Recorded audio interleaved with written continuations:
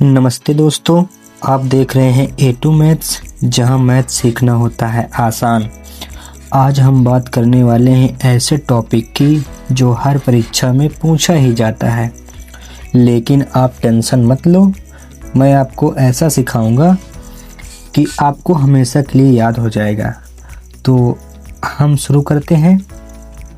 तो हम आज सीखने वाले हैं गुणनखंड। तो हमारे पास ये बहुपद दिया हुआ है 3x square plus 13x plus 12। तो इसको हम सबसे पहले 12, ये मतलब ये प्रथम पद और तीसरे पद दोनों का आपस में गुणा करवा लेंगे। सबसे पहला काम तो 3x स्क्वायर गुणे 12, 36x स्क्वायर। अब हमारे पास 36x स्क्वायर आ चुका है और 36x स्क्वायर का हम गुणनखंड करेंगे। x को छोड़ देंगे, केवल 36 का आगे करेंगे। तो 36 का करेंगे तो 2 से काटेंगे, 18 2 नहीं 36, फिर 2 से काटेंगे, 2 नहीं 18, फिर 3 से काटेंगे, 3 त्रिका 9, फिर 3 से काटेंगे, 3 एकम 3। तो हमारे पास आ गया 2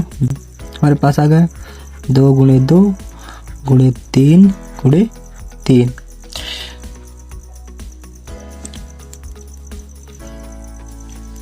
इस तरह।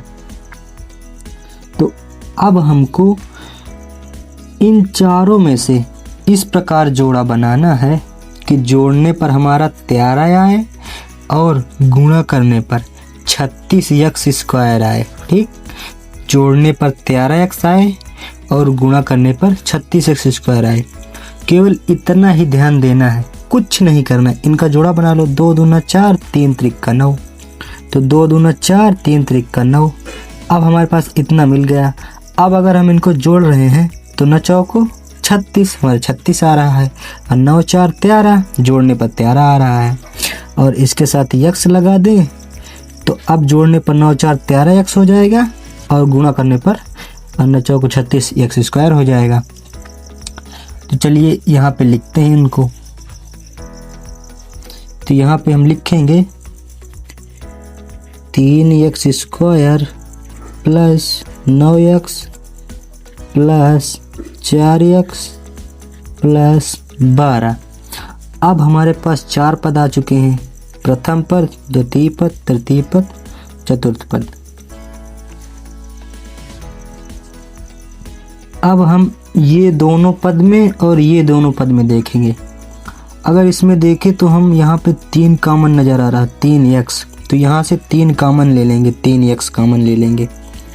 तो 3x यहाँ से कॉमन ले लिए तो यहाँ पे बचा x प्लस यहाँ पे बचा 3, क्योंकि x यहाँ चला गया, 3 के गुणे में 3 यानी 9, तो 3 यहाँ आ गया तो 3 यहाँ बचा। अब फिर प्लस करेंगे। अब ये दोनों में और इन दोनों पद से हम 4 कॉमन लेंगे, क्योंकि x यहाँ है यहाँ नहीं है, इसलिए x कॉमन नहीं लेंगे। तो यहाँ से हम 4 कॉमन ले लेते हैं। तो हमारे पास बचा x प्लस 4 3 12, 3 4 इसमें से यहाँ आ गए तो इसमें 3 बचा। ठीक, अब उसके बाद ये हमारा पूरा पद और ये पूरा पद। अब इन दोनों में हमें ये x प्लस 3 और x प्लस 3 कॉमन नज़र आ रहा है, तो इसको एक बार बाहर लिख लेंगे।